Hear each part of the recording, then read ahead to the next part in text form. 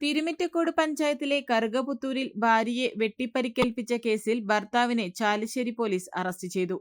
ചാത്തന്നൂർ കോങ്ങാത്ത് വളപ്പിൽ 56 വയസ്സുള്ള സുനിൽകുമാറാണ് അറസ്റ്റിലായത്. ശനിയാഴ്ച വൈകിട്ട് 6:30യോടെയാണ് ഇയാൾ ഭാര്യ മഹാലക്ഷ്മിയെ ആയുധം കൊണ്ട് വെട്ടിപ്പരിക്കേൽപ്പിച്ചത്. കഴുത്തിനും തലയ്ക്കും കൈക്കും വെട്ടേറ്റ മഹാലക്ഷ്മി തൃശൂരിലെ മെഡിക്കൽ കോളേജ് ആശുപത്രിയിൽ ഗുരുതര പരിക്കുകളോടെ ചികിത്സയിലാണ്. ഭാര്യ പഠനകാലത്തെ സഹപാഠിയുമായി നിരന്തരം ഫോണിൽ സംസാരിക്കുന്നതിലെ സംശയമാണ് ആക്രമണത്തിന് കാരണമെന്ന് പോലീസ് പറഞ്ഞു.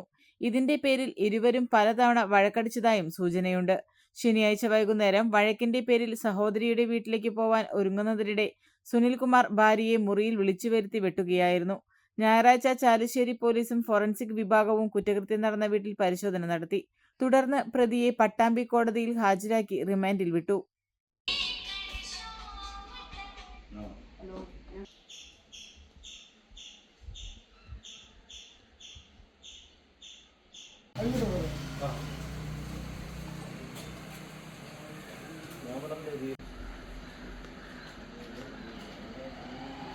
പെണ്ണ് കുതിക്കും പെണ്ണിനെ കുതിപ്പിക്കുന്ന കനക ഘടകാഭരണങ്ങളുടെ കമനീയ ശേഖരവുമായി പട്ടാമ്പി പട്ടണത്തിന്റെ കനക കൊട്ടാരം Manukkas gold and diamonds, Manukkas tower, railway over ബ്രിഡ്ജിന് സമീപം മെയിൻ റോഡ്, പട്ടാമ്പി.